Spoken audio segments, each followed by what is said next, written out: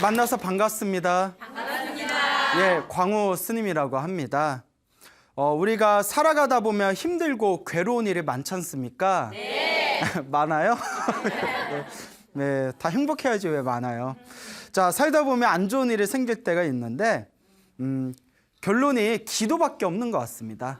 예, 무엇밖에 없다? 기도. 예, 내가 전생에 지은 업보의 결과가 현재의 모습이라면 우리가 그것을 녹여내는 것, 우리가 그 내가 지은 업보를 녹여내는 것을 네 글자로 전문 용어로 업장소멸이라고 합니다. 예, 그래서 이 업장소멸이 굉장히 중요하죠. 자, 그리고 우리가 살아가다 보면 갑작스럽게 또 위급한 상황 같은 것에 이제 노출될 위험도 있습니다. 어떻게 보면 하루하루가 다 위험이죠. 맨날 차 타고 다니고, 뭐 건물 사이사이 지나다니고, 살다 보면 별 희한한 애들도 있고, 그렇기 때문에 그런 상황에서도 또 우리가 열심히 기도를 하다 보면 알게 모르게 또 신비한 보호와 가피를 받을 수 있다라고 경전에서 이야기를 하고 있습니다. 그래서 우리 불자분들, 신심이 불심이 깊은 불자분들께서는 항상 규칙적으로 이제 기도들을 많이 하십니다. 근데 워낙 기도 방법이 많죠. 뭐 천수경 하시는 분들도 있고, 뭐 반야심경 하시는 분도 있고, 화엄경 야창계 기도하시는 분들도 있고, 관세음보살 연불기도 하시는 분도 있고, 지장보살 기도하시는 분들도 있고, 금강경 혹은 뭐 법화경 등등 여러 가지 기도하시는 분들이 많습니다. 근데 어떤 기도를 하든지 결국 중요한 거는 하나라도 꾸준하게 하는 게 중요합니다. 그리고 이 기도가 희한한 게 평상시에는 기도할 때는 이게 효과가 있나 없나 잘 안 느껴져요, 사실. 뭐 맞아 하는 거 보니까 하시긴 하셨군요. 그 스님들이 하면 좋다니까 하는 거지, 이게 기도하면 이게 효과가 있는 건지 없는 건지 안 해도 그냥 다 사는 것 같은데 또 하면 좋다니까 또 하기는 하는데 이런 여러 가지 감정이 들 때가 있습니다. 근데 예전부터 평상시에 기도할 때에는 이게 기도가 효과가 있는지 없는지 있는 듯 없는 듯 하면서 은은한 어떤 불보살의 가피가 있습니다. 이 은은한 가피를 명운가피라고 합니다. 그림자와 같이 보이지 않게 가피를 내려주신다 해서 명운가피라고 부르게 되죠. 그리고 정말 위급할 때, 어떤 사고를 당하거나 정말 위급한 상황일 때 그때 우리가 딱 기도를 하면 정신이 놀라울 정도로 하나로 집중이 됩니다. 그렇죠, 여러분? 그래서 어떤 분이 스님 정말 제대로 기도하려면 어떻게 해야 됩니까? 하니까 머리에 불을 붙여놓고 머리에 불 끄듯이 기도해 보라고. 여러분 머리에 불 붙으면 딴 생각이 들어요, 안 들어요? 안 들어요. 그렇죠. 저는 뭐 붙을 머리도 없는데 여하튼 저는 이제 자, 그런데 머리카락, 여러분처럼 머리카락 기신 분들한테, 긴 분들한테 불을 붙여놓으면 그거 불 꺼야지라는 생각뿐이 아무 생각이 안 들지 않습니까? 그렇지. 평상시에 기도할 때는 사실 온갖 망상이 다 들거든요. 막 이런 생각도 들고 저런 생각도 들다가 정말 위급할 때 딱 기도를 하면 내 정신이 하나로 통일되는 것이 느껴질 때가 있습니다. 그때 엄청난 그런 어떤 마음의 힘, 기도의 에너지를 맛보게 된다고 합니다. 그 청주에, 지금은 아마 돌아가셨을 거예요. 청주에 계시는 어느 노스님께서 당신이 6.25 전쟁 때 겪으신 신비한 체험담을 평소에 주변 분들한테 많이 이야기를 하셨다고 합니다. 그 청주 사직동에 가면 그 용화사라는 좀 오래된 절이 있답니다. 원래는 그 신라시대 선덕여왕 때 지어졌다가, 선덕여왕이면 굉장히 오래됐죠. 그러다가 이제 뭐 임진왜란 병자호란을 거치면서 조선시대 이제 중후기로 와서 폐사가 된 사찰이었다고 합니다. 그래서 이제 폐사, 그러니까 절이 다 허물어져서 사라진 걸 폐사라고 하죠. 근데 구한말에 고종 황제 아시죠? 고종에게 그 비가 있었는데 이제 순빈엄씨라는 비가 있었다고 합니다. 이 순빈엄씨가 아주 독실한 불자였대요. 엄청나게 독실한 불자여서 항상 매일매일 염주를 손에서 떼어놓질 않았답니다. 항상 기도를 열심히 하던 이 불자였던 순빈엄씨라는 분이 있었는데 어느 날 꿈을 꿨답니다. 어느 날 꿈을 꿨는데 하늘에서 자기 집에 그런 큰 그림자가 오색 찬란한 그림자가 싹 펼쳐지면서 그림자를 타고 7분의 미륵부처님이 자기 집안에 들어오는 꿈을 꿨답니다. 네, 미륵부처님 아시죠? 미래에 오신다는 미륵불. 그 7분의 미륵부처님이 다 자기 집에 무지개를 타고 내려오더니 이보게 우리가 청주에 저기 강에 우리가 지금 잠겨 있는데 우리 좀 꺼내주게나 우리 좀 구해주게나 라고 부탁을 하더랍니다. 깜짝 놀래가지고 이게 꿈에서 깨고 나서 심상치가 않잖아요. 무지개를 타고 7분의 미륵부처님이 내려오셔서 우리가 청주에 그 강에 잠겨 있는데 묻혀 있는데 우리 좀 꺼내주게나 라는 꿈이 너무 심상치 않아서 그때 청주에 있는 관리에게 이제 명을 내려가지고 거기 청주에 있는 그 무심천이라는 그 천이 있었다고 합니다. 거기서 이제 혹시 7분의 부처님이 잠겨 있는지 찾아봐라 라고 명을 내립니다. 그리고 청주면 그 까마득한 지방이잖아요. 중앙 왕궁에서 이제 명이 내렸으니까 얼마나 들쑤셨겠어요. 때마침 그 무심천에 수풀이 있는데 수풀에 거기에 뻘에 7분의 돌로 된 부처님하고 보살상에 7분의 불상이 거기서 발견이 된 겁니다. 그러니까 그 신라 시대 때 이제 만들어졌을 때 폐사가 되면서 묻혔던 게 발견이 된 거예요. 그리고 너무나 기가 막히잖아요. 그래서 순빈엄 씨가 내가 평소에 기도를 열심히 하니까 불보살님이 나에게 이와 같은 기회를 주신 거구나 해가지고 이제 자기가 그 청주에다가 그 폐사된 용화사 자리에다가 다시 절을 크게 져가지고 그 돌로 된 7분의 불상을 잘 모셔놨다라는 이야기가 전해지고 있습니다. 그렇게 영험이 있는 도량인데 거기가 이제 6.25 때 한번 폭탄이 떨어져가지고 다 거기가 소실이 됐대요. 근데 신기한 게 6.25 때 폭탄이 떨어져서 절은 다 부셔졌는데 모는 그대로 남아있다? 예, 불상은 부셔지지 않고 그대로 남아있어가지고 참 신기하다 하는 거죠. 자, 그때 이제 전해진 얘기입니다. 그 절에 어느 스님께서 계셨는데 평소에 관세음보살님을 많이 기도를 하셨대요. 항상 입으로 관세음보살 연부를 많이 하셨는데 그분도 그러셨을 거예요. 저도 이렇게 평소에 연부를 하다 보면 이게 효과가 있는지 없는지 이게 맨날 관세음보살 불러봤자 보이지도 않고 근데 이렇게 그분들께서 이렇게 관세음보살 연부를 열심히 하시다가 6.25가 터졌잖아요. 그 절이 6.25 때 폭탄이 떨어져서 다 불탔다고 했잖아요.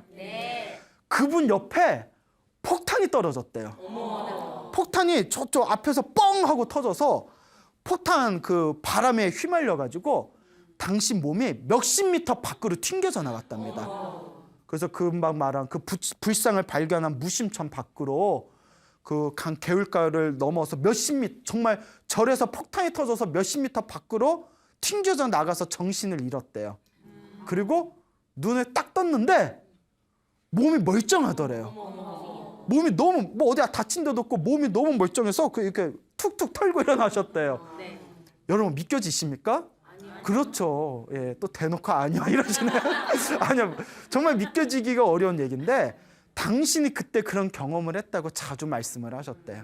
눈앞에서 폭탄이 떨어졌는데 분명 몇십 미터 밖으로 절 몇십 미터 밖으로 뻥 하고 나가 떨어졌는데 나중에 정신 차리고 눈을 떠보니까 몸이 하나도 그게 다친 데가 없다더라. 그래서 그분께서 항상 하시는 말씀이 평소에 무엇을 연부를 많이 해서 관세음보살 연부를 많이 해서 도와주신 게 아니겠냐. 그거 아니면 도저히 이거는 어떻게 해석할 방법이 없다. 이런 말씀을 많이 하면서 기도를 열심히 많이 해라. 또 이런 이야기를 많이 하셨다고 합니다. 또 이와 비슷한 얘기인데 우리 불교계 원로 스님 중에 우룡 스님이란 분이 계셔요. 아주 큰 어른 스님이신데 이분께서도 합천 해인사 다 아시죠? 팔만대장경이 있는 합천 해인사에서 거기서 이제 강원에서 경공부를 하는 학인으로 있었을 때 해인사의 가야산이 거기가 산불이 많이 났답니다. 산불이 많이 나가지고 그 산불이 날 때마다 스님들이 항상 이제 물동이를 들고 산을 뛰어다니면서 이제 산불을 껐는데 그때 우령 스님께서 항상 마음으로 관세음보살 연부를 계속 하셨었대요. 항상 자나깨나 관세음보살 연부를 항상 하셨는데 당신께서 이제 불을 끄다가 발을 헛디뎌 가지고 산불이 나서 그 산불 밑에 불이 활활 타오르는 불구덩이에 당신이 떨어지셨대요. 야, 우리 같으면 어떻게 됐을까요? 죽죠. 예, 아유 어떡해. 그런데 그러니까 옆에서 보는 스님들이 야 어떡하냐, 빨리 저 어떻게 꺼내와라, 큰일 났다 하는데, 거기서 우령 쌤 아무렇지도 않게 이렇게 몸을 털면서 불구덩이에서 이렇게 나오더래요. 예? 무슨 뭐 어벤져스도 아니고 그러니까 턱 털면서 나오셔서 옆에 있는 스님들 다 목격을 했잖아요. 그 불구덩이에 빠진 걸 놀래가지고 괜찮냐 했더니 옷만 좀 옷만 군데군데 타고 몸에 화상 하나 안 입었다는 거예요. 근데 이제 우리가 그 관세음보살 관음경에 보면 불구덩이에 빠져도 불에 타지 않고 물에 빠져도 물에 떠내려가지 않고 그런 구절들이 있거든요. 그래서 당신이 경험했지만 너무나 신기한 경험이었다고. 예, 그렇다고 여러분 실험하면 돼요, 안 돼요? 예, 그런 것도 실험하시면 안 돼요. 다만 그렇게 위급할 때, 평상시에 기도할 때는 그런 게 전혀 느껴지지 않다가 그런 위급할 때 간절하게 기도를 하고 불보살님을 애타게 머리에 불 끄듯이 부르면 그런 묘한 가피가 있다라는 얘기가 저희 집에서 굉장히 자주 내려오는 그런 어떤 영험담이 되겠습니다. 아마 한 30년 전쯤에 일일 겁니다. 30년 전쯤에 그 어느 보살님이 계셨는데, 이 보살님께서 이제 그 집안 식구들의 안녕을 위해서 그 충청도 있죠.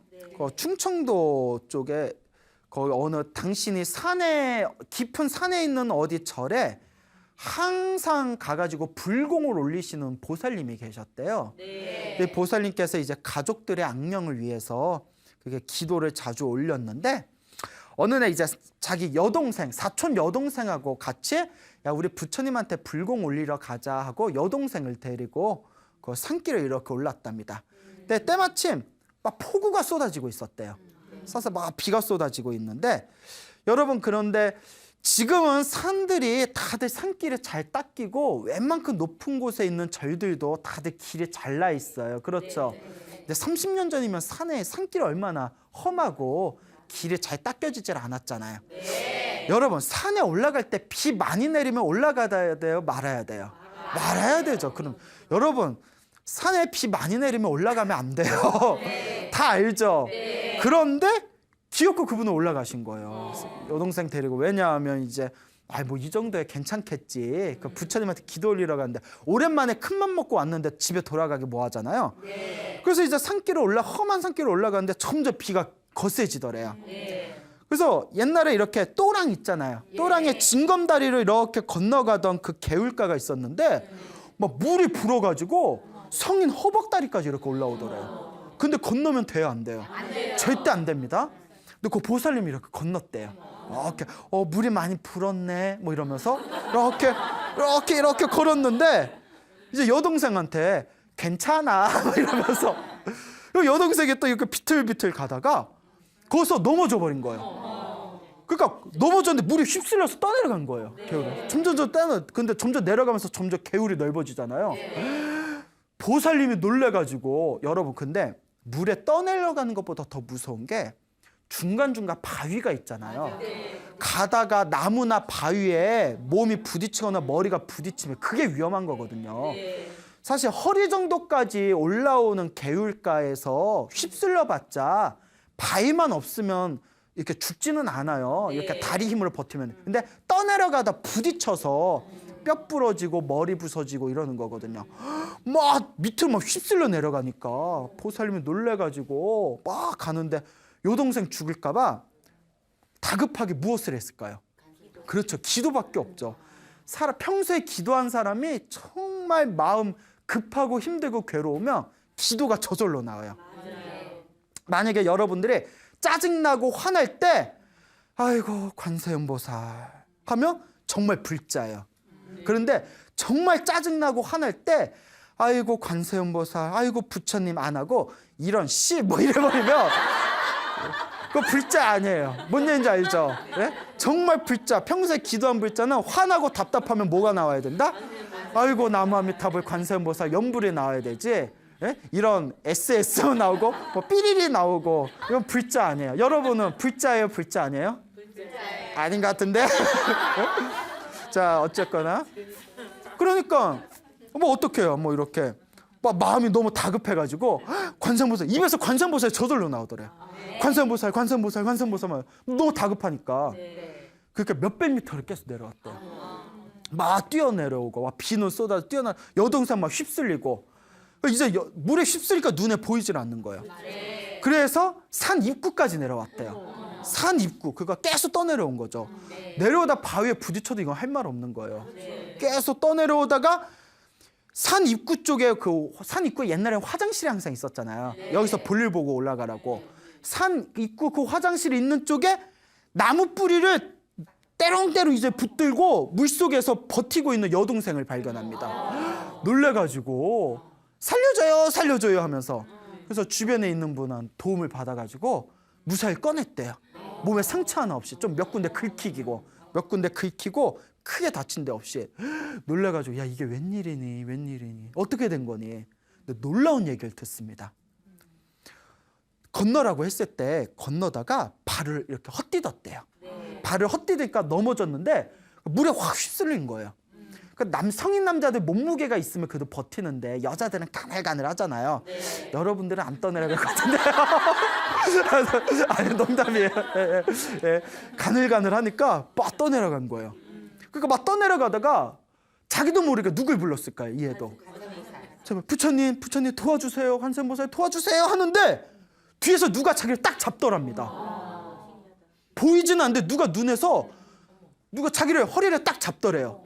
잡고 계속 잡은 채 이렇게 내려가다가 그 산 입구 밑에 그 물결이 좀 약한 데서 자기를 그 나무 뿌리 있는 대로 휙 던지더래요. 자기를 누가 번쩍 던져가지고 물에서 이렇게 튕겨져 나가면서 나무 뿌리를 딱 잡았다는 거예요. 잡아서 봤는데 누가 있어요, 없어요? 뭐였을까?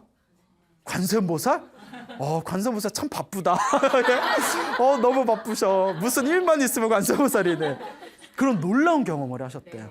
그러니까 이런 거 한번 경험하면 평생 불자가 되는 거예요. 정말 보이지 않는 힘이 나를 도와주는구나. 그래서 제가 이 이야기를 어느 친한 비구니스하고 이런 이야기를 하다가 그분이 하시는 얘기인데 그분이 대구인가 포항인가 제가 이야기를 듣는데 정확히 기억이 안 나요. 거기 포항인가 대구 가는 쪽에 교통사고 많이 나기로 유명한 곳이 있대요. 무슨 도로라고 들었는데 교통사고 나기로 아주 유명한 위험한 도로가 있는데 그 비구니 스님 밑에서 기도를 많이 하신 불자님이 있었대요.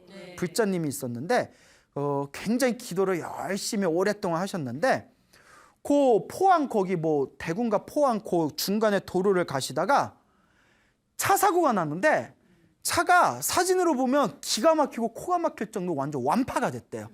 차가 완전히 이제 박살이 났는데 놀라운 게 도저히 그 사진을 보면 믿겨지지가 않는 정도로 기적이 몸이 하나도 안 다쳤다는 거예요. 차가 완전히 박살이 났는데 그 불자님의 몸은 하나도 다치지가 않아가지고 그동안 기도를 열심히 해서 보호해 주셨나 보구나.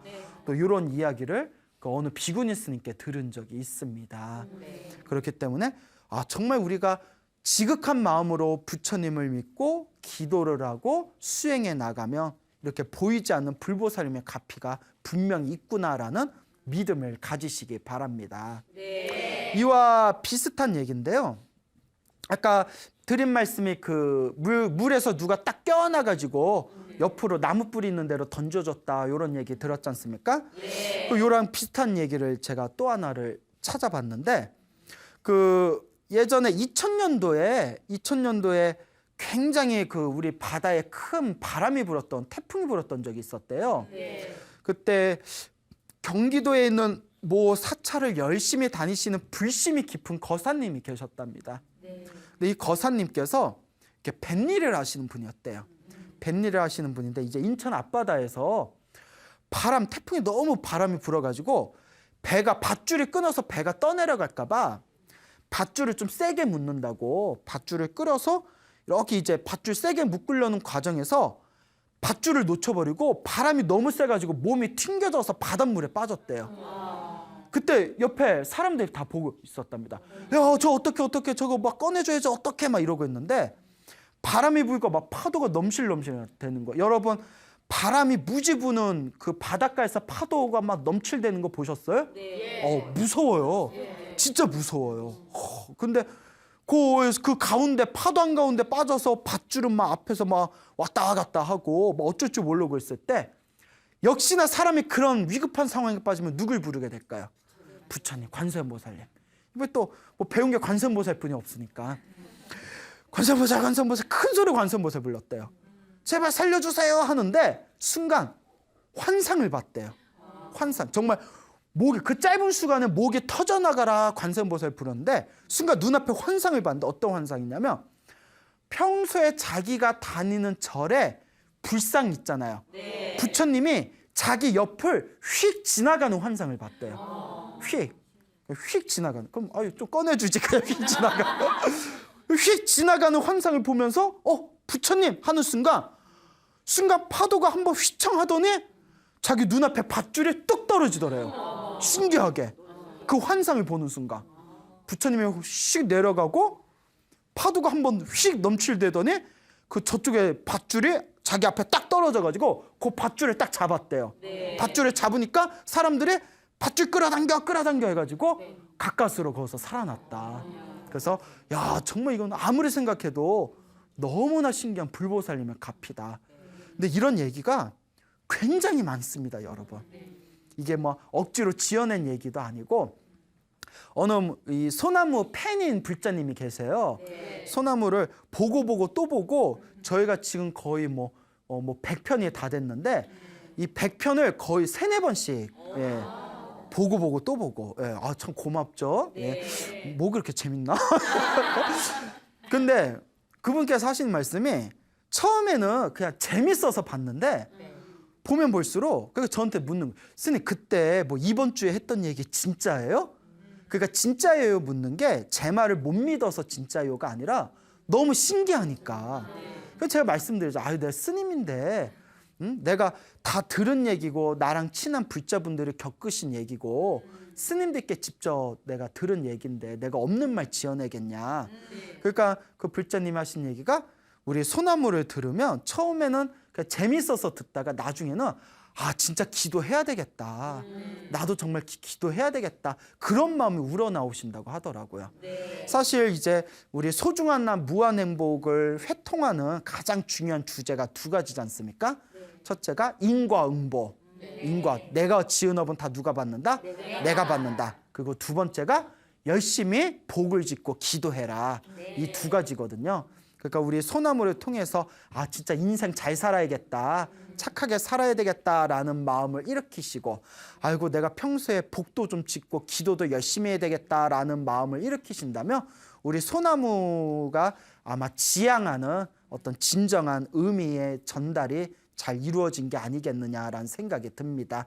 그러니까 이런 신비한 이야기를 들으면 무슨 이야기 속으로나 전설 따라 전설의 고향, 전설 따라 산만리, 삼천리 이렇게 생각하지 마시고 정말 우리 주변에 평범한 불자님들이 겪으신 영험담입니다. 그러니까 그렇게 간절하게 기도에 힘이 중요하다라는 것을 명심하시기 바랍니다. 알겠죠? 네. 자, 그래서 이와 같이 우리가 기도를 한다는 것은 굉장히 중요합니다. 그런데 또 많은 불자분들이 그런 얘기를 하세요. 스님, 기도를 열심히 했는데도 일이 잘 안 풀리는 경우는 무엇입니까? 이게 사실 중요한 주제거든요. 그럴 때 저도 솔직히 고민을 많이 했습니다. 정말 기도를 많이 했는데도 일이 잘 안 풀린 건 어떤 경우일까? 이 부처님 경전을 통해서 우리가 힌트를 얻을 수가 있습니다. 첫 번째는 너무나 업이 두껍기 때문에 이제 기도를 하게 됐을 때 기도를 해도 자기가 지은 업은 자기가 받을 수밖에 없다는 거예요. 업이 두꺼울 때. 다만 기도를 해도 내가 지은 업은 내가 받는 거지만 기도를 열심히 하면 크게 받을 걸 작게 받을 수가 있다는 거예요. 그게 중요한 겁니다. 예를 들어서 이 현실을 생각해 볼 수 있죠. 예를 들어 아까 그 포항에 운전하시다가 차가 완전 박살이 났는데 몸이 멀쩡하신 분이 있으셨잖아요. 그럼 우리가 기도를 그렇게 열심히 했으면 차 사고도 막을 수가 있었잖아요. 그러니까 아예 차 사고를 안 당해야지. 근데 차 사고는 났어요, 안 났어요? 낳는데 몸은 다쳤어요, 안 다쳤어요? 이게 받아야 할 업이 있긴 있는데 크게 받을 걸 어떻게 받았다? 작게 받은 거죠. 차는 박살이 났지만 몸은 다치지 않았고, 또 어떤 분은 기도 열심히 하다가 이제 뭐 집에 가는 길에 뭐 사고를 당하셨는데 뭐 다리가 부러지셨어요. 그러니까 기도 열심히 하고 절에서 기도 열심히 하고 집에 가는데 다리가 부러졌으니까 왜 그건 안 막아줬냐? 자, 우리가 또 이렇게 생각해 볼 수가 있는 거죠. 경전에 나와 있는 내용을 유추해서 말해보자면 그 사람이 사실은 전생에 큰 업이 있어서 목이 부러져야 되는데 그나마 기도를 열심히 해서 뭘로 부러진 걸로? 다리 부러진 걸로 크게 받을 걸 작게 받았다. 이 정도면 거의 세뇌 수준인데 이거. 하여튼 그런 식으로 우리가 해석해 본다는 거예요. 불교에서는. 그래서 불교에서는 부처님을 포함한 수많은 거룩한 성자인 아라한들도 살아가다가 고난을 당는 경우가 있습니다. 예를 들어 사리불존자, 부처님의 10대 제자 중에 지혜제일이라는 사리불존자도 몸이 엄청나게 아파가지고 고생하신 적이 있었고, 부처님의 신통제일, 부처님 제자 중에 신통력이 제일이에요. 신통제일인 목련존자는 말년에 맞아 죽으셨어요.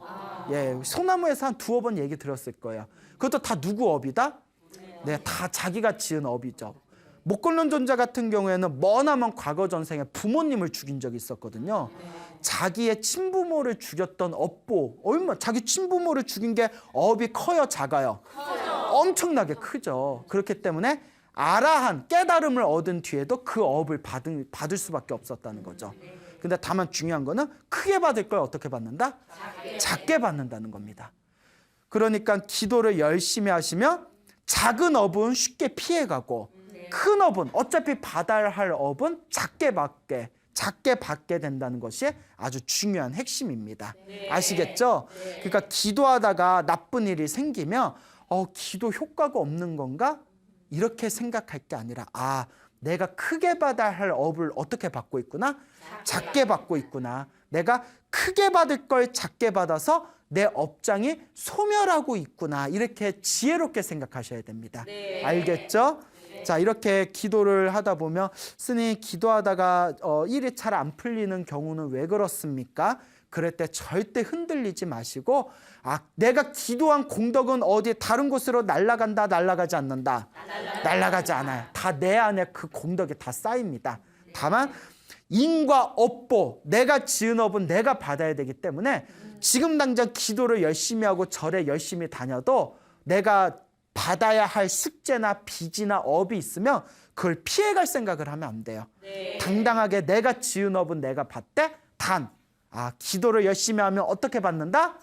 작게 받는다라는 믿음을 가지시기 바랍니다. 알겠죠? 네. 그런데 크게 받으나 작게 받으나 결국 받는 거네. 그럼 기도 뭐하러 해? 이러고 기도 안 하면 이번 생에 닦아놓은 게 없으면 다음 생에도 다다음 생에도 지어놓은 복이 없기 때문에 또 괴롭게 살 수밖에 없습니다. 그러니까 지금 묵묵하게 지금 당장 힘들고 기도할 마음이나 기도할 여력이 나지 않는다 하더라도 내가 전생의 업을 소멸하고 이번 생에 새로운 복을 짓는다라는 마음으로 꾸준히 기도해 보시기 바랍니다. 알겠죠? 네. 자, 부모님, 특히 엄마라는 존재는 자식에게 있어서 관세음보살님과 같은 존재입니다. 그렇죠? 그러니까 우리가 관세음보살님을 표현할 때 어머니의 손길과 같다라는 비유가 많거든요. 그래서 우리 부모님들, 특히 어머니는 자식을 위해서 목숨을 내놓는 경우도 있지 않습니까? 자, 예전에 울산에 오래전에 보은하라는 법명을 가진 노보살님이 계셨대요. 이 보은하라는 보살님이 계셨는데 이분의 또 눈물겨운 자식을 위한 기도의 가피 영험담이 있습니다. 이분이 오래전에 이제 보은하라는 법명을 가지고 그 절에 열심히 다니던 불심이 깊은 보살님이셨는데 집에 있는 것보다 절에 있는 걸 더 좋아하셨대요. 그리고 그분 취미가 기도하는 게 취미셨대요. 예. 상상이 안 가죠. 취미가 기도예요. 우리는 막 억지로 하는데 취미가 기도이셨던 분이 있는데 그 기도를 열심히 했는지 아들 하나가 있었는데 아들이 잘 자랐대요. 그래서 이 아들이 서울에 있는 명문대학교 의과대학 출신이었답니다. 그래서 아주 그냥 아들도 잘 키우고 또 총명한, 앞으로 이제 의사의 길을 걷고자 하는 총명한 아들이 있었는데, 하필이면 6.25가 터진 거예요. 예, 우리 민족의 비극, 한국전쟁이 터지면서 아들이 군대 이제 입대를 하게 됩니다. 근데 입대를 하면서 그래도 다행히 전투병으로 안 가고 그 군의관으로 이제 들어가게 됩니다. 이제 기술이 있으니까. 군의관으로 갔지만 그 포탄이 날아다니는 전쟁터잖아요. 보살님이 너무나 걱정이 돼가지고 이 보살님이 다음과 같이 결심합니다. 내가 오늘부터 우리 아들이 무사히 제대할 때까지 내가 기도를 하겠다. 그 기도를 어떻게 하냐면 정말 독하게 합니다. 지독하게 기도를 해요. 낮이나 밤이나 계속 관세음보살을 부르면서 자리에 눕지를 않으셨대요. 몇 년 동안을. 그 노보살님이 자리에 눕질 않고 너무 피곤할 때마다 벽에다 등을 기대고 잠깐 존 뒤에 다시 피곤함이 좀 사라지면 다시 낮이나 밤이나 관세음보살 지극한 마음으로 관세음보살을 불렀답니다. 이렇게 기도를 했는데 여러분, 몇 년 동안을 자리에 제대로 눕지도 않고 낮이나 밤이나 그냥 입이 부르트도록 관세음보살을 불렀으니 가피가 있겠어요, 없겠어요? 있죠. 나중에 아들이 제대를 하게 됩니다. 한국전쟁이 끝나고 나서 이제 제대를 무사히 건강한 몸으로 제대를 하는데, 어머니한테 다음과 같이 이제 고백을 합니다. 어머니, 제가 전쟁 중에 신비한 경험을 했습니다. 하루는 이제 자기가 업무를 마친 뒤에 몸이 너무 피곤해가지고 자기가 막사에 들어갔답니다. 이제 군의관 막사가 따로 있었나 봐요. 막사에 들어가서 너무 피곤해가지고 누우려고 이렇게 자리에 누웠는데 갑자기 엄마 목소리가 크게 들리더라는 거예요. 눕지 말아라! 이러는 거예요. 어서 나가라! 어서! 이러는 거예요. 눕지 말고 어서 나가! 이렇게 소리가 보럭 들리더니 놀래가지고 막 잠들렸는데 엄마가 어서 나가! 하는 소리 들리니까 깜짝 놀래가지고 막사 밖으로 나왔대요. 어떻게 나왔는데 뭐지? 막사 위에 뭐가 떨어졌을까요? 폭탄이 떨어졌더라는 거예요. 예. 엄마 목소리가 안 있으면 어떻게 될 뻔했어요? 죽었죠. 예. 그리고 또 한 번 이런 경험을 했대요. 이렇게 이제 멀리 어디로 갈 일이 있어가지고 이제 전쟁 그 중간에 이제 차 뒤에 타고 이렇게 이제 차를 타고 길을 가고 있었는데, 차를 타고 이제 출발하고 있는데 또 엄마 목소리가 들리더래요. 네가 거기 왜 타니? 어서 내려라! 또 이러더래요. 어서 내려라! 이러니까 그 옛날 생각도 나니까 놀래가지고 차에서 그냥 튕겨서 내렸대요. 자기도 모르게 반사적으로. 내리자마자 차가 좀 가다가 차 위에 또 뭐가 떨어졌을까? 폭탄이 떨어졌답니다. 자, 그래서 이 보은하 보살님의 아들이 2번이나 전쟁터에서 폭탄에 맞아서 죽을 뻔한 것을 어머님의 기도가 필요 그런 어떤 신비스러운 기적을 느끼게 되었다라는 이야기가 우리 절집안에 전해지고 있습니다. 그러니까 여러분들도 자녀 걱정 많이 되시죠? 네. 우리 부모님들이 너무나 자식이 걱정되다 보니까 흔히 하는 실수 중에 하나가 잔소리를 많이 해요. 근데 어떤 너무나 지나친 잔소리는 아이를 또 삐뚤어지게 할 수가 있답니다. 그렇기 때문에 정말 아이를 위한다면 우리 불교에서는 자식도 다 자기 복을 타고 태어난답니다. 복 있는 애들은 잔소리 안 해도 나중에 잘 되고요. 타고난 복이 없는 애들은 아무리 부모님이 애를 써도 삐뚤어질 수밖에 없어요. 어떻게 보면 그런 아이를 갖게 된 것도 자기 복이죠. 내가 자식 복이 있으면 복 많은 아이를 얻게 될 거고, 내가 자식 복이 없으니까 복 없는 애를 얻게 될 거고, 어쩌겠어요. 다 내 업인데. 그러니까 자녀를 위한다면 첫째가 제일 중요한 게 태교를 잘하는 거. 네, 우리 여기 불교TV 회장 스님이신 성우 스님께서도 요 태교를 굉장히 중요하게 여기시거든요. 좋은 자식, 복 많은 자식을 만나고자 하면 태교를 잘하는 거예요. 태교 중에 최고의 태교는 아이를 위해서 기도를 많이 해주는 겁니다. 그 진짜 차이가 엄청나게 크다고 합니다. 그리고 이미 태교 못하고 이미 나와버렸으면 그거는 어떻게 해야 되겠어요? 아이를 위해서 평소에 기도를 많이 해줘라. 기도가 그만큼 중요합니다. 그래서 제 주변에 보면 굉장히 삐뚤어진 아이가 있었는데 3년을 기도했대요. 3년을 열심히 기도를 했는데 아이가 어떻게 됐을까요? 안 변했어요. 예? 3년을 해도 안 변하더래요. 그러니까 스님을 찾아가니까 큰 스님이 한 번 더 하라고 그랬대요. 그래서 또 3년을 기도했대. 모두 몇 년을 기도했을까요? 6년 기도했는데 애가 옛날보단 나아진 것 같은데 그래도 좀 삐딱하더래요. 그래서 다 내려놓고 다시 3년을 기도했대요. 그래서 거의 10년을 기도했는데 애가 아주 잘 됐대요. 애가 아주 그냥 반듯하고 옛날에 걘가 싶을 정도로 아주 아이가 잘 커. 몇 년을 기도했더니 10년. 그러니까 그 아이한테 지은 빚을 10년 기도로 갚은 거예요. 빚을 갚고 나니까 아이가 그렇게 이제 반듯해졌다. 근데 중요한 게 있어요. 10년 기도하기가 쉬워요, 어려워요? 예. 자식 하나를 바라보면서 10년 기도하기가 또 쉽지가 않거든요. 그만큼 내 업을 닦기가 힘들다는 겁니다. 내 빚을 닦기가 힘들어요.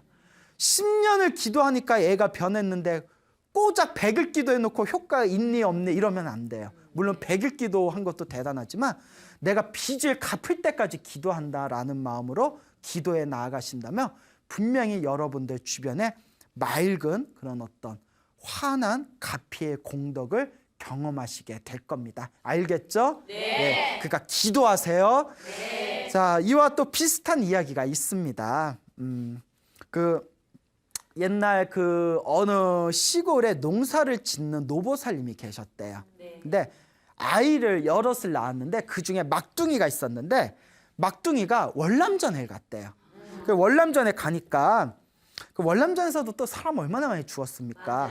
그 너무나 걱정돼서 낮에는 밭일하고 아무리 몸이 피곤해도 자식 걱정 때문에 밤에 잠이 오질 않더래요. 너무나 걱정이 돼서. 그래서 너무나 걱정되고 너무나 불안해가지고 밤에 잠이 오지 않을 정도니까 누가 옆에 있는 어떤 이웃집 사람이 그렇게 조언을 해주더랍니다. 야, 저기 해인사 백년암에 가면, 합천 해인사 아시죠? 네. 해인사 백년암에 가면 성철스님이라고 계신다. 그 성철스님이라고 계시니까 성철스님이 도인스님이라고 소문이 났다더라. 그러니까 그 스님께 찾아가서 여쭈어보면 분명히 좋은 비방을 내려주실 것이다.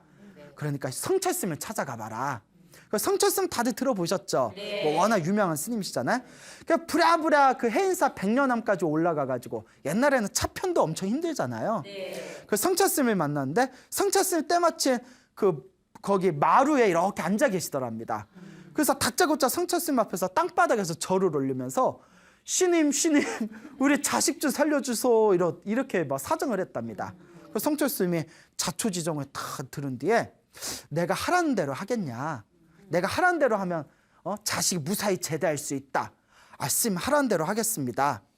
지금 법당에 올라가서 3000배를 해라. 3000배 하는 동안 절대 게으름 피우면 안 된다라고 얘기를 했대요. 3000배를 해라. 그래서 하라는 대로 하겠습니다 하고 그 노보살님이 그 법당에 올라가서 3000배를 하셨는데 여러분 3000배 해본 적 있으세요? 처음 한 8시간 정도 걸려요. 빨리 하는 사람은 6시간 해도 끝낸다는데 그건 정말 빨리 하는 분들이고 늦게 하시는 분은 한 15시간 걸리는 경우도 있고 하다 쉬다 하면 보통 건강한 남자도 8시간 정도 걸리거든요. 쉬지 않고 하면 평소에 절 한 번 안 한 그 노보살님이 3000배 하니까 다리가 얼마나 후들후들 거리겠어요. 그런데 역시 여자는 약하지만 누구는 강하다? 네. 자기 때문에 3000배 하면 못했을 거예요. 근데 또 옛날 분들 얼마나 순진해요. 옛날 분들 순진해서 그냥 큰 스님 말씀 이러면 무조건 믿었잖아요. 스님은 설마 나 속이겠냐 해가지고 밤을 새워서 3000배를 끝냈대요. 밤을 새워서 3000배를 끝내고 법당에서 계단 내려오는데 다리가 달달달달달달 떨려가지고 법당이 후들후들 걸려서 그래서 이제 성철스님이 아유 애썼다 하면서 저기 당신 그 제자 스님한테 저 노보살님 저기 정류장까지 모셔다 드려라. 그래가지고 이렇게 이제 집으로 보냈는데 그때 3000배를 하면서 뭔가 느낀 게 있었나 봐요. 그때부터 이제 일이 없을 때마다 백란암에 올라가서 절도 하고 기도도 하고 그렇게 신행생활을 시작하게 됩니다. 그래서 성철스님이 평소에 능엄주를 많이 가르치셨거든요. 능엄주라고 아세요? 그래 찾아봐요. 능엄주라고 대불전 능엄심주라고 능엄주라는 주문이 있어요. 엄청 길어요. 그 능엄주도 떠듬떠듬 외워가지고 결국은 다 외우셨대요. 그래서 낮에 밭일할 때는 입으로 능엄주를 외우고 그 매일매일 108배를 하면서 우리 아들이 제발 무사히 제대하게 해주세요라고 간절하게 기도를 했답니다. 그렇게 이제 기도를 하고 이제 몇 년이 지나서 드디어 아들이 이제 무사히 건강한 몸으로 제대를 합니다. 제대를 하고 나서 아들이 엄마를 이제 부둥켜 안고 막 울면서 하는 얘기가, 실은 엄마가 걱정할까 봐 얘기를 안 했는데 자기가 군대 있을 때 엄청 신비한 경험을 했다고. 아, 뭔데? 이러니까 그때 작전을 나갔답니다. 위험한 작전에 나가서 사방에서 막 총알이 날라왔대요. 막 그 총알이 날라와서 막 정신없이 막 싸우고 있는데 엄마 목소리가 들리더랍니다. 얘야 이리 와, 엄마 따라와, 엄마 따라와 하는 소리가 들려서 자기도 모르게 전쟁 중에 넋이 나가가지고 엄마 목소리 따라서 이렇게 갔대요. 그리고 어느 순간 자기가 딱 정신을 차려봤더니 주변에 보니까 다 죽고 자기 하나 살아있더래요. 그러니까 자기가 그렇게 모두가 죽을 수밖에 없었던 위험한 상황에서 엄마 목소리를 듣고 그렇게 살아남을 수 있었던 것이 다 이 노보살님의 간절한 기도의 덕택이 아니었겠냐라는 이야기가 전해지고 있습니다. 그러니까 여러분 의심하지 마시고 한번 열심히 꾸준히 기도해 보시기 바랍니다. 기도를 열심히 하시면 반드시 불보살님의 가피와 은혜를 느끼시게 될 겁니다. 단 꾸준히 해야 됩니다. 알겠죠? 여러분 행복해지고 싶습니까? 행복한 삶을 창조하고 싶습니까? 복을 지으십시오. 선업을 지으십시오. 공덕을 쌓으십시오. 복과 선업과 공덕의 힘이 여러분들을 진정한 행복의 길로 이끌어 줄 것입니다. 오늘 여기서 마치겠습니다. 소중한 나 소나무 시간입니다. 여러분 만나서 반갑습니다. 오늘 또 여러분들에게 또 재미난 이야기, 또 우리 불자들의 불심을 또 널리 일으킬 수 있는 그런 좋은 이야기 전해드릴까 합니다. 얼마 전에 어느 젊은 여성 불자님께서 직접 전해주신 이야기입니다. 그 아주 불심이 깊은 그런 젊은 여성 불자님이 계세요. 그분께서 또 이제 직접 또 우리 소나무 시청자분들을 위해서 전해주신 또 소중한 이야기를 오늘 여러분들에게 소개해 드릴까 합니다. 이 불자님의 증조 할아버지, 그러니까 증조 할아버지면 뭐 여러분 다 아시겠지만 내 아버지의 할아버지를 증조 할아버지라고 하죠. 나한테는 우리 아버지의 할아버지를 증조 할아버지라고 하잖아요. 그런 증조 할아버지 때에 그 증조 할머니 본처가 있었다고 합니다. 첫 번째 부인 본처가 있었는데, 첫 번째 부인이신 증조 할머니가 계셨는데 아이를 낳지 못했대요. 그래서 아이를 낳지 못해서 소박을 맞았대요. 지금 같으면 상상도 못할 일이죠. 그런데 더 안타까운 일이, 집에서 쫓겨났는데 아이를 못 낳는다고 이제 본처가 쫓겨났는데 이 증조할머니, 첫 번째 증조할머니가 친정에도 못 갔대요. 왠지는 모르겠지만 뭐 아마 이제 시집 갔으니까 너는 그 집 시댁 귀신이지 친정에 출가 외인이 어찌 오냐 뭐 이런 거였나 보죠. 시댁에서 쫓겨나고 친정에도 못 가고 그러다 그만 길에서 죽으셨대요. 그러니까 이 이야기를 전해주시면서 그 증조 손녀 되시는 요 여성 불자님께서도 막 안타까워하고 지금 현실에서는 있을 수 없는 일이다라는 말씀을 본인도 하시더라고요. 말하면서만 안타깝네요. 그 옛날 사람들 좀 이상한 데가 있는 것 같아요. 옛날 사람들. 예? 그리고 이게 또 옛날 사람이라고 다 그런 것도 아니에요. 그 증조 할아버지 되신 분이 정말 큰 업을 지으신 거예요. 그래, 애를 못 낳았다 합시다. 그러면 그냥 부인은 부인대로, 본처는 본처대로 같이 살고, 또 뭐 옛날엔 또 뭐 두 번째 부인도 받고 세 번째 부인도 받았잖아요. 그러면 그냥 오손도손 같이 살면 되지. 애를 못 낳는다고 그걸 내쫓아 버려가지고 그 첫 번째 부인 되신 분이, 첫 번째 증조 할머니가 쫓겨나서 친정에도 못 가고 헤매시다가 길에서 그렇게 그냥 돌아가셨대요. 전문 용어로 객사라고 하죠. 객사. 길에서 그렇게 죽은 걸 객사라고 하는데, 그 얼마나 한을 품고 세상을 떠났겠어요. 아우, 너무 안타깝다. 그렇죠? 이것도 업본가요? 근데 너무 무서운 업본 것 같아요. 안타깝네요. 그렇게 증조 할아버지는 두 번째 부인을 얻었대요. 두 번째 부인을 얻었고, 두 번째 부인은 아이를 잘 낳았대요. 그래서 삼남 삼녀를 낳았대요. 삼남 삼녀. 야, 6명을 낳았네요. 삼남 삼녀를 낳고, 그 삼남 삼녀 중에 한 분이 이제 이 불자님의 할아버지가 되는 거죠. 그런데 이런 말씀을 하시는 거예요. 그 업이 참 무섭더라. 왜냐? 두 번째 부인 밑에서 나온 삼남 삼녀가 다 안 좋게 돌아가셨대요. 자살을 하셨거나, 혹은 단명을 하셨거나, 혹은 큰 병에 걸려서 돌아가셨거나, 하여튼 그 삼남 삼녀 6명이 곱게 죽은 분이 없었대요. 그러니까 다 안 좋게 돌아가셨대요. 오, 소름 끼쳐. 정말 무슨 업인가요? 그 삼남 삼녀, 두 번째 부인에게 나온 삼남 삼녀가 다 자살하신 분도 있고, 단명하신 분도 있고, 큰 병에 걸려서 가시거나, 그렇게 세상을 떠나셨고, 그래서 그런지 몰라도 그 대에 그 가족, 후손되는 가족들을 보면 다들 저마다 좀 몸들이 안 좋거나 일찍 세상을 떠나거나, 그렇게 좀 몸에 질병이 좀 많거나, 좀 가족들 내력이 좀 그렇대요. 그러니까 이쯤에서 우리가 뭐 시나리오를 하나 만들어 보자면, 길에서 객사하신 첫 번째 부인의 그 가문에 대한 원한, 원망, 그 원귀가 돼가지고 저렇게 후손들이 안 풀리는 것인가, 뭐 이런 식의 전설의 고향 같은 또 시나리오를 한번 짜볼 수가 있겠죠.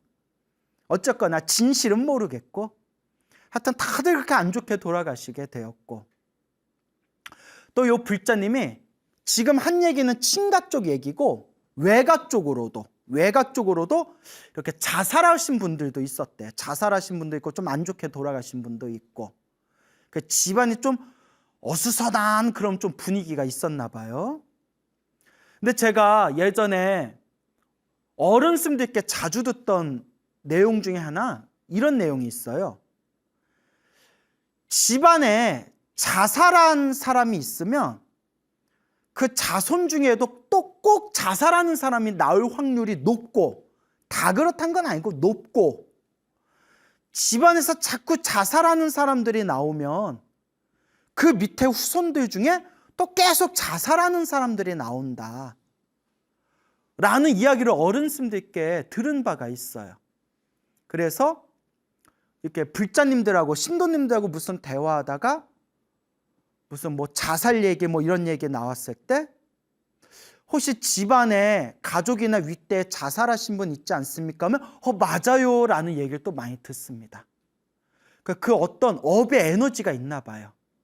특히 그렇게 길에서 객사하거나 혹은 막 스스로 한을 품고 자살하신 분들은 막 천도가 쉽게 안 되고, 막 구천을 떠돌면서 막 이렇게 인연 있는 자손한테 들러붙기도 하고, 뭐 이렇게 안 좋은 업의 에너지, 파장들을 만들어내고, 뭐 이런 흉흉한 그런 공포소설 같은 그런 내용도 있지 않습니까?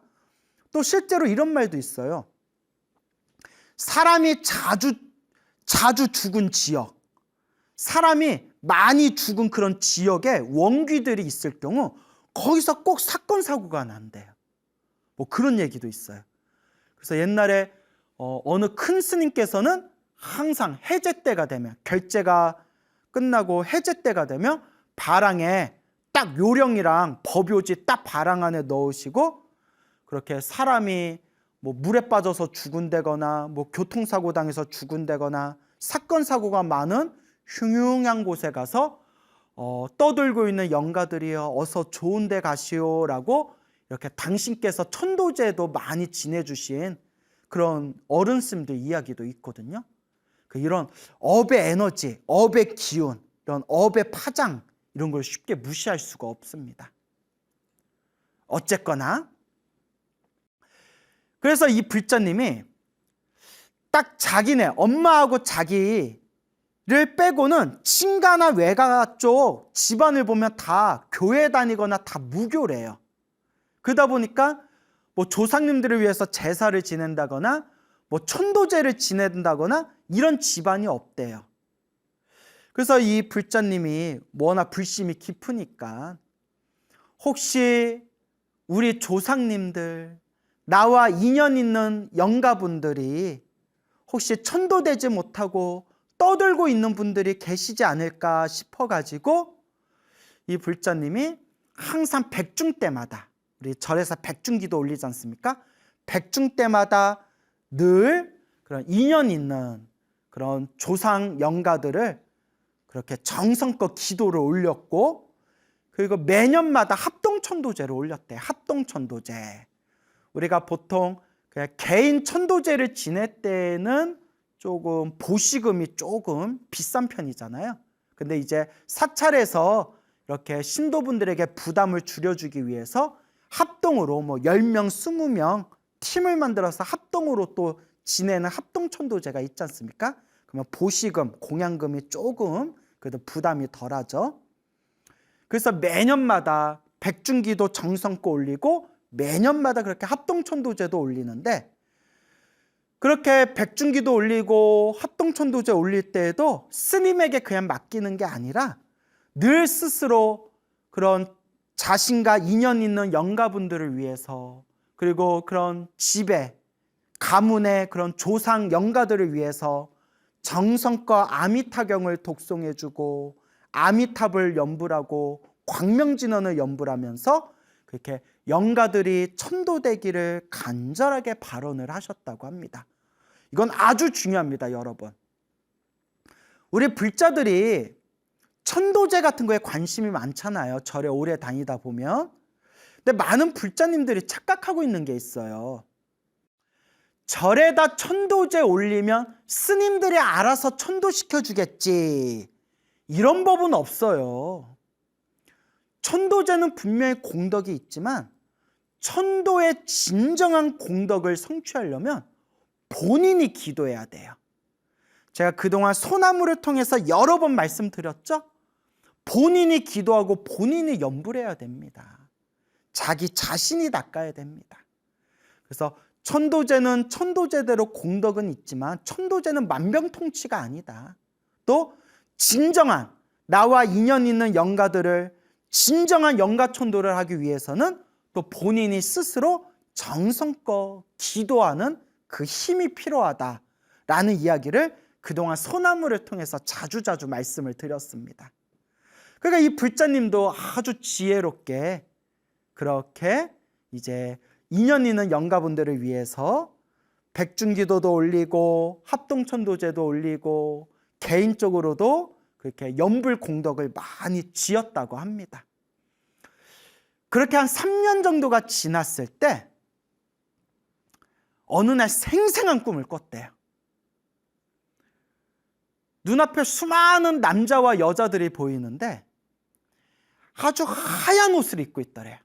아주 하얀 옷에 그 옷자락에 아주 화려한 자수, 화려한 그런 자수가 수놓아져 있고 마치 풀을 빳빳하게 풀을 먹인 것처럼 딱 옷이 각이 져가지고 아주 새하얗고 화려한 자수로 그런 화려하게 그런 아주 각이 딱 잡힌 그런 화려한 옷을 입고 수많은 남녀가 딱 대형을 맞춰가지고 아주 멋들어지게 아름답게 춤을 덩실덩실 추고 있더래요. 그 모습이 얼마나 아름답고 예뻐 보였겠어요. 수많은 남자와 여자들이 아주 하얀색 좋은 옷을 입고 아주 멋진 그냥 덩실덩실 아름다운 춤을 추는 모습을 보면서 잠에서 딱 깼는데 꿈이 너무 생생해가지고 그때 기도하시는 스님께 여쭤보니까 그 스님께서 조상님들이 영가들이 천도되는 아주 좋은 길몽이다라고 그렇게 해몽을 해줬다고 합니다. 제가 봐도 맞는 것 같아요.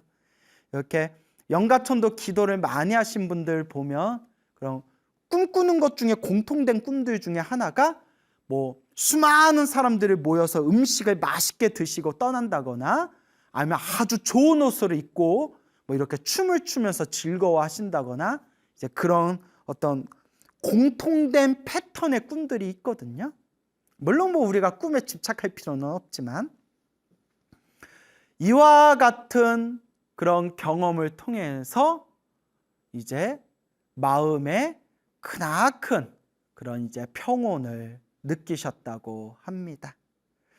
그래서 지금도 그렇게 당신과 인연 있는 그런 영가님들을 위해서 지금도 그렇게 기도를 잘하고 계신데요. 근데 이와 같이 이 불자님이 기도를 열심히 하고 연불공덕을 지었는지는 몰라도 자기가 개인적으로 이제 절에 다니면서 그 집안에 가문에 인연 있는 영가분들을 위해서 백중기도 올리고 합동천도제 올렸다는 것은 엄마하고 자기밖에 모르는 일이래요. 왜냐하면 뭐 친가나 외가나 다 뭐 교회 다니고 뭐 다들 타종교 믿고 뭐 무교여가지고 뭐 말해봤자 관심도 없고 그래서 그냥 말도 안 했는데 아니나 다를까 그런 꿈을 꾸고 나서 외숙모가 이런 얘기를 하더래요. 숙부가 돌아가셨는데 정말 그냥 시체가 멀쩡하지 않을 정도로 아주 참혹하게 그런 사고를 당하셔가지고 참 몸이 그냥 참혹할 정도로 그래 안 좋게 세상을 떠나셨대요. 뭐 큰 대형 사고가 있었나 봐요. 그렇게 세상을 좀 안 좋게 떠나가신 숙부가 있는데 언젠가부터 외숙모가 이런 얘기를 하더래요. 야, 이상해. 세상을 떠난 숙부가 꿈에 환한 얼굴에 좋은 옷을 입고 환한 모습으로 꿈에 자주 나타나. 환한 모습으로 자주 나타나라는 얘기를 외숙모가 여러 번 얘기하더래요. 그때 이 불자님이 그래도 절에 다니고 스님들한테 들은 법문들도 있으니까 스스로 마음으로 이렇게 인연 있는 영가분들을 위해서 꾸준히 공덕을 지어주니까 이와 같이 천도제에 참석하지 않고 기도하지 않은 사람들조차도 그 기운을 느끼나 보구나. 이제 이런 것을 스스로가 짐작을 하셨겠죠. 이 불자님도. 그래서 앞으로도 더 열심히 기도하고 연불공덕을 지으면서 당신과 인연 있는 모든 영가와 또 조상님들이 다들 극락왕생하기를 발언하면서 열심히 연불하겠습니다 라고 저에게 말씀을 전해주시더라고요. 그래서 제가 참 잘하신다. 참 굉장히 젊은 불자예요. 젊은 불자님이지만 참 잘 닦아나가신다라는 그런 생각이 들었습니다. 이어서 이 같은 불자님이 또 재미난 가피를 하나 체험을 하셨대요. 뭐 이제 몇 달 전 일이겠죠. 뭐 우리 한참 집값이 막 올라가지고 뭐 한번 우리 대한민국에 한번 뒤집혀진 적이 있었잖아요. 막 집값이 고공행진 해가지고 아마 그때쯤이었던 것 같아요. 막 집값이 오르고 있었을 때 그분이 이제 어머니하고 그 경기도에 있는 신축 아파트에서 살고 있었는데 여하튼 이런저런 사정으로 인해서 이제 지역을 이제 서울로 좀 이사를 가게 생겼대요. 뭐 좀 개인적인 사정들이 생겨서 살고 있는 경기도가 너무 좋았지만 개인적인 사정이 생겨서 이제 서울로 이사를 가야 되는데, 그러려면 이제 뭐 경기도에 있는 자기들 살고 있는 아파트를 이제 팔아야 이제 뭐 또 이사를 갈 거 아니에요? 집을 새로 구해서. 경기도에 있는 이제 아파트, 살고 있는 집을 팔려고 부동산을 갔대요. 부동산 아줌마가 아우 지금 힘들어, 지금 안 돼, 집값이 계속 오르고 뭐 금리도 오르고 있어가지고 웬만해선 지금 안 팔려, 뭐 이러더래요. 그러면서 한 가지 이제 꾀를 낸 게, 집값이 오르고 있지만 최저가로 내놔라. 최저가로. 집값이 오르고 있는 상황에 최저가로 내놓으면 사람들 이목이 관심을 받아서, 그래서 집 보려고 사람들이 많이 올 거다. 그렇지 않으면 지금 막 집값이 막 오르는 추세라서 웬만해선 집 안 나간다. 뭐 이런 얘기를 하더래요. 그래서 뭐 알겠다. 뭐 우리도 빨리 이사 가야 되는 형편이니까 그렇게 하겠다 해서 뭐 일단 뭐 시세에 최저가로 올렸나 봐요. 그러니까 아니나 다를까 뭐 여러 사람들이 집 보러 왔나 봐요. 집 보러 왔는데 별의별 사람들이 와서 그냥 속만 다 뒤집어 놓고 괜히 감정만 상하더래요. 그러니까 사람들 중에서도 이상한 사람들이 많은가 봐요. 와서 그냥 집 보고 마음에 들면 사고 마음에 안 들면 그냥 가면 되는데, 괜히 말 툭툭 던져서 괜히 꼬투리 잡고 괜히 감정을 건드리는 말을 툭툭 내뱉는 사람들이 있나 봐요. 하여튼 세상에 희한한 사람들 많아요. 그러다 보니까 괜히 막 집은 안 나가고 막 속만 상하고, 그러니까 뭐 한참 시간이 흐른 뒤에 어머니하고 이제 이런저런 얘기를 하면서, 이게 사람 힘으로 나갈 일이 아니다. 이거 빨리 이거 집을 팔아야 우리가 이사를 가든지 하는데, 이게 사람 힘으로 나갈 일은 아니고, 그래 믿을 건 부처님밖에 없다 해가지고 이제 부처님께 기도를 이제 간절하게 시작을 했대요. 그래서 저 관음기도 도량으로 유명한 그런 도량에 가서 3일 동안 기도를 하고, 3일 동안 관음기도를 열심히 하고, 집에 와서도 매일 천수경 외우고, 관세음보살 보문품 외우고, 관세음보살 42수주 외우고 염불 하면서 제발 집이 빨리 나가게 해주세요 라고 간절하게 기도했대요. 그때 발언하시면서, 부처님, 불보살님, 저희가 급한 사정이 있어서 집이 빨리 나가길 바랍니다. 부디 이 집에 오셔서 이 집에서 행복하고 이 집에서 일이 아주 잘 풀릴 그런 분들이, 그런 좋은 분들이 이 집에 오셨으면 좋겠습니다 라고 그렇게 기도를 올렸대요. 그렇게 기도를 올렸는데도 집이 안 나가더래요. 집이 안 나가서 에라이 모르겠다 하고 계속 기도를 했대요. 3일 기도, 7일 기도, 또 3일 기도, 또 7일 기도. 그러니까 불심이 깊어요. 그렇게 집 빨리 나가게 해주세요 하면서 그렇게 또 기도 열심히 하는 거 보면 그것도 참 불심이 대단해요. 그렇게 기도하다가 어느 날 3살짜리 아이가 있는 신혼부부가 찾아왔대요. 신혼부부가 찾아와서 이제 이런저런 대화를 하는데, 뭐 금리, 뭐 대출이자, 뭐 이런 여러 가지 문제나 사정이 있었나 봐요. 뭐 이런저런 대화를 하다가 이제 결론이 뭐냐면, 그 신혼부부가 몇 천만 원만 더 깎아주세요 이랬대요. 몇 천만 원만 더 깎아주세요. 보통 사람 같으면 아니 이 아파트도 시세보다 최저가로 내린 건데 여기서 더 깎아달라면 곤란하죠. 막 이렇게 막 밀고 당기고도 뭐 할 텐데, 이 불자님이 그래도 마음이 참 고와요.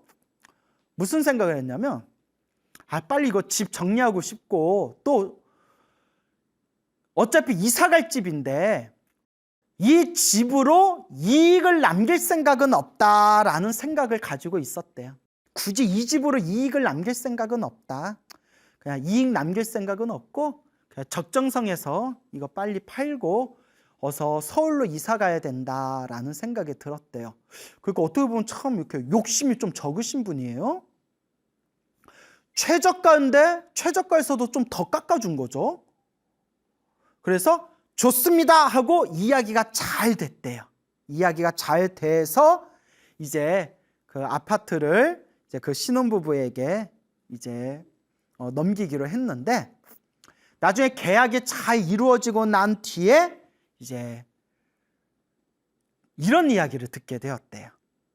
그 신혼부부가, 집을 이제 받은 신혼부부가 원래 어디 전셋집에 살고 있었는데, 전셋집에 한창 살고 있을 때 집주인이 오셔가지고, 집주인이 우리 아들이 이제 결혼해서 여기 살 거니까 이제 집을 좀 빼줘요 이랬대요. 그러니까 이 신혼부부가 아드님이 결혼하세요? 그러니까 이제 아들이 대학원 다니는데 웬 결혼? 막 이랬대요. 대학원 다닌다고 들었는데, 근데 뭐 어떡해요? 뭐 아들이 결혼해서 이제 집에 들어온다는데 뭐 전세 빼줘야죠. 어떡하지 막 이렇게 고민하고 있던 차에 얼마 뒤에 집주인이 이제 또 다시 찾아와서 아니야, 그냥 살아 이러더래요. 그냥 살아. 그러니까 이제 신혼부부가 깜짝 놀라서, 아니 아드님이 결혼해서 들어온다더니 그냥 살아요? 그러니까 그때 집주인이 이제 하는 얘기가 사실 뻥이야 이러더래요. 뻥이야, 거짓말이야.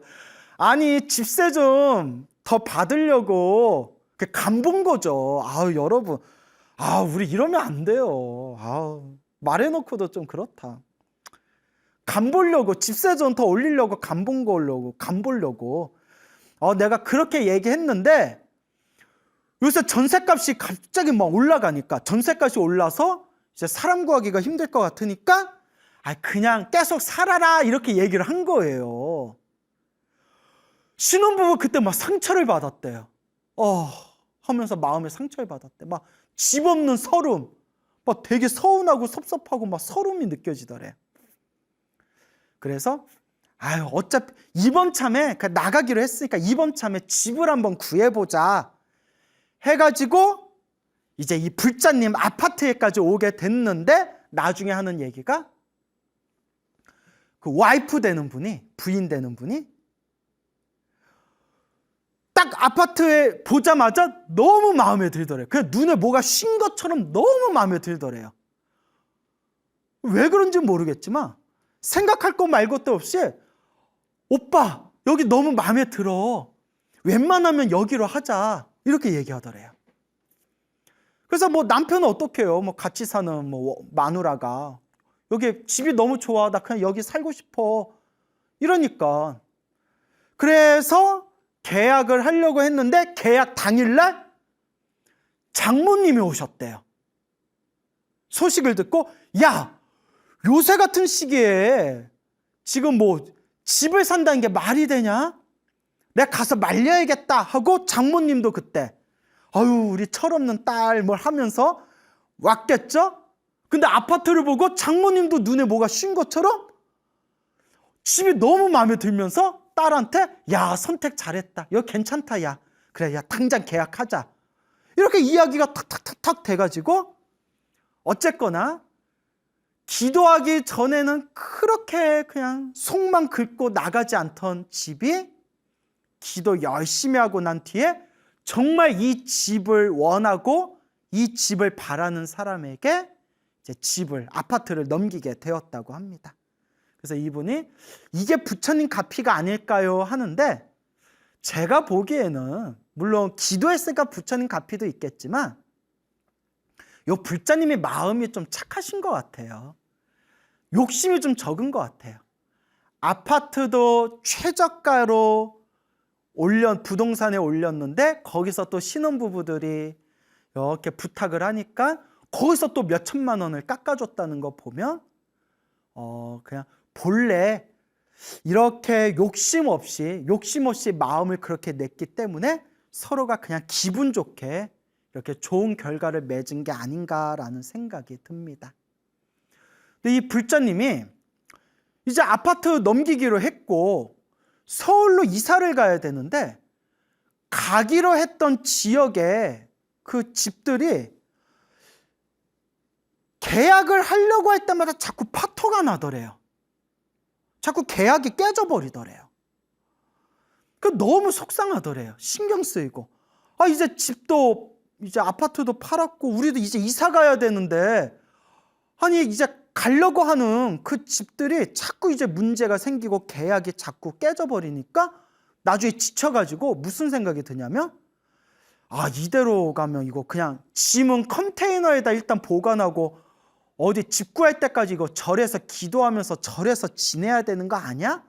이런 생각이 들 정도였대요. 어쨌거나 이상하게 기분 좋게 이제 아파트도 다른 사람들한테 넘겼는데, 이제 서울에 집을 구해야 되는데 자꾸 계약이 파토나고 자꾸 깨지고 자꾸 엇나가 버리고 이렇게 지칠 때쯤에 나중에 놀라운 사실을 알게 됐대요. 스님, 정말 부처님 가피인 것 같습니다. 가기로 했던 지역, 이사 가기로 했던 지역과 이사 가기로 했던 집들이 자꾸 계약이 자꾸 깨져버려서 좀 심란했는데, 나중에 알고 봤더니 그 지역에 그런 안 좋은 문제들이 생겼다는 거예요. 나중에 알고 봤더니 오히려 그 가고자 하는 집에 일찍 들어갔더라면 나중에 마음 상하고 오히려 마음이 오랫동안 심란한 일들이 생길 뻔했는데, 계속 계약이 엇나가고 파토나고 계약이 깨져버리면서 나중에 알고 봤더니 그쪽에 이사 안 가기를 잘했구나라는 그런 놀라운 그런 뒷 소식을 듣게 되었다라는 그런 말씀을 하면서, 이런 거 소소한 거 하나하나가 부처님 가피인 것 같습니다 라는 그런 말씀을 전해주셨습니다. 맞습니다.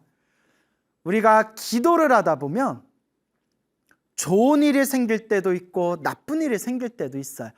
막말로 기도한다고 모든 일이 술술 풀리고 좋은 일만 생기면, 이 세상에 절에 다니면서 기도하는 사람들은 이 세상에 살아가면서 기도만 하면 모든 일이 술술 풀린다면 세상에 걱정할 게 뭐가 있겠어요. 하지만 절에 열심히 다니고 기도를 열심히 해도 안 좋은 일이 생길 때도 있습니다. 분명히. 그럴 때 우리가 꼭 명심해야 될 게 있어요. 좋은 일이 생기든 나쁜 일이 생기든, 좋은 일이든 나쁜 일이든 내가 지은 업의 인연이다 생각하고 업장을 소멸하는 마음으로, 공덕을 닦는 마음으로 묵묵히 닦아 나아가면 결국에는 내 삶의 발걸음을 살펴봤을 때 결국 기도하고 정성스럽고 간절하게 염불한 내 삶의 흐름이 결국 알게 모르게 점점 좋은 쪽으로 흘러가고 있었구나라는 걸 나중에 발견하게 됩니다. 그래서 제가 늘 불자님들에게 말씀드리는 게, 일희일비하지 말자. 지금 당장 좋은 일 생겼다고 막 기뻐하고, 지금 당장 내가 원하는 일이 성취되지 않고 안 좋은 일이 생겼다고 해가지고 슬퍼하지 말자. 일희일비하지 말고 그냥 좋은 일이 생기든 나쁜 일이 생기든 부처님께 딱 내려놓고 모든 게 인연 따라 일어나고 인연 따라 사라진다라는 믿음을 가지고 염불하고 기도하고 이 마음을 닦아 나아가면 알게 모르게 내 업의 에너지가 점점 좋은 쪽으로 흘러가게 됩니다. 수많은 불자님들이 체험하신 거예요. 저도 체험했고 수많은 불자님들이 체험하신 이야기입니다. 저도 늘 마음에 되새기는 제 마음의 결심이 있어요. 저도 지금까지 이렇게 출가 생활을 하면서 염불도 많이 하고 제 나름대로 조금씩이나마 복을 짓고, 그래서 제 나름대로 부처님 가피가 분명히 있구나라는 걸 아주 강렬하게 체험을 했지만 지금도 제가 더 열심히 연불공덕을 지어나가겠다라고 마음으로 되새기고 있지만 항상 제가 명심하는 것이 늘 좋은 일만 생길 수는 없다. 늘 좋은 일만 생길 수는 없다. 내가 아무리 기도 열심히 하고 복을 지어도 나쁜 일이 생길 때는 나쁜 일이 생긴다. 그걸 늘 마음에 되새기고 있습니다.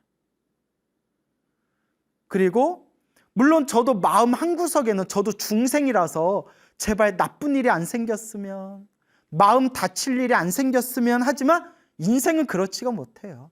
어떻게 다 내가 지은 업의 인연인데 좋으면 좋은 대로, 나쁘면 나쁜 대로 그 업의 인연들을 결국 제가 부딪혀 가는 건데, 그래서 제가 살아가면서 앞으로 저도 사람 일은 어떻게 될지 모르겠지만 우리 평균 연령으로 따지면 제가 앞으로 그래도 40년은 더 살지 않겠어요? 40년은? 또 40년 하니까 또 까마득하게 남은 것 같네요. 근데 또 40년도 금방 흘러가겠죠? 40년 살면서 뭐 별의별 일 안 생기겠어요, 진짜? 막말로 이렇게 큰 사고 안 난 것만도 그저 감사할 따름이죠. 하지만 앞으로 인생을 살면서 별의별 일이 생기고 좀 안 좋은 일이 생긴다 하더라도 이 또한 흘러가리라. 내가 지은 업의 인연을 내가 만난 것이다. 크게 받을 걸 작게 받고 있는 것이다 라고 내 마음을 잘 다스려야 되겠다라고 항상 되새기고 있습니다. 평생 수행하시고 평생 연불하시고 평생 기도하신 큰 스님들도 인생 살아오신 흔적들을 보면 안 좋은 일들도 많으셨어요. 아픈 적도 있고 다치신 적도 있고 심지어 막 사기당한 적도 있고 큰 스님도 사기당한 적도 있고. 그렇지만 그 수행을 많이 하신 그 큰 스님들이 한결같이 하신 말씀, 전생에 지었던 숙제를 갚았다, 빚을 갚았다라고 늘 말씀하시지 않습니까? 그러니까 불자 여러분, 우리가 기도하고 연불하고 복을 짓고 선업을 짓고 공덕을 닦는다는 것이 나쁜 일이 생기지 말아라 라는 뜻이 아니에요. 나쁜 일이 생기더라도 크게 받을 걸 작게 받는 거고, 나쁜 일이 생기더라도 내 숙제를 풀었구나, 내 남은 묵은 빚을 갚았구나 라고 내 마음을 다스리기 위함이에요. 그래서 부처님께서 항상 인연법에 대해서 말씀하신 겁니다. 일어나고 사라지는 것이 모두 다 인연이다. 일어나고 사라지고 우리 앞에 펼쳐진 모든 현상이 다 내가 지은 업의 인연이다 라고 말씀하셨습니다. 이와 같이 우리 불자들은 인연법을 믿고 이 인연법을 의지하고 이 인연법을 마음에 되새겨야 됩니다. 좋은 일도 나쁜 일도, 좋은 인연도 나쁜 인연도 다 내가 지은 업의 인연이구나, 다 내 인연법이구나. 그러면 결국 누가 닦아야 될까요? 맞습니다. 내가 닦아야 됩니다. 결국은 스스로 닦아야 됩니다. 스스로 닦는 마음으로 연불하고 복을 짓고 선업을 짓고 공덕을 닦는 겁니다. 그와 같이 닦고 닦다 보면